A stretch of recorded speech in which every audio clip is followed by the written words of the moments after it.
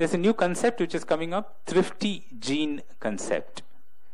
Generations of populations who face famines, typically countries who have gone through famines, they undergo changes in the genetic structure. The next generation of children who are born have these modified genes in them. These genes have been designed to make maximum use of the minimum food available. So very small amount of food is available to that individual. The genes are designed to make full use of the food. The generation which comes next, unfortunately, has plenty of food available, but still has those genes. So those genes are confused. They're going to cause harm to the body. They're going to deposit all the excess food available in the body as fat, because the genes have been designed that way. They've been informed that wherever food is available, please store it.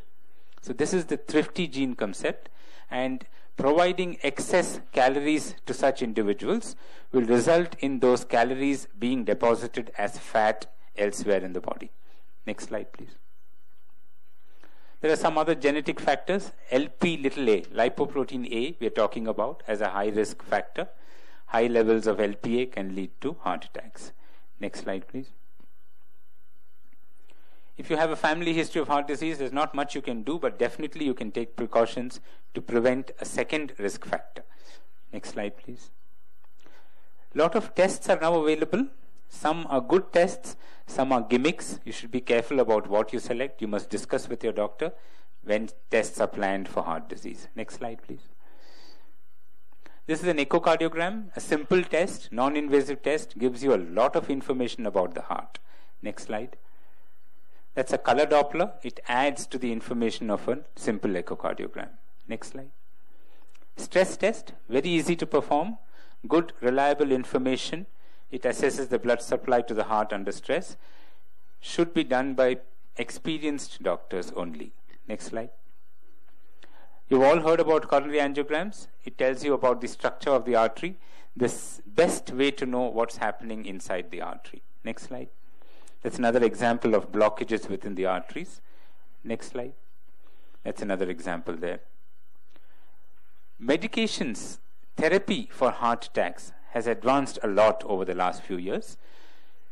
Even today, aspirin plays a very, very important role, and it's the first thing you should give a patient following a heart attack. It saves lives. There are certain clot busters which break up the clot which causes heart attacks. Streptokinase, another major revolution in the field of heart disease. ACE inhibitors, statins are drugs which are useful to prevent problems. Statins lower the cholesterol in the blood. New techniques have come up which relieve blockages in the arteries. They're called angioplasty or bypass surgery. You've all heard about this. Next slide. Angioplasty is a simple technique. You have a blocked artery here. Next slide. You put in a wire and open up that artery. That's another example over there. That's a balloon being inflated into the artery. Next slide. That's the artery fully opened up now. Next slide. That's another example. There's a blocked artery here. After angioplasty, it opens up over there. Next slide. Again, a similar example. Next slide. That's the same artery opened up there. Next slide. You can also do the same procedure for blocked arteries in the kidneys. So people with very high blood pressure not being controlled by medications, sometimes you find blocked arteries to the kidney.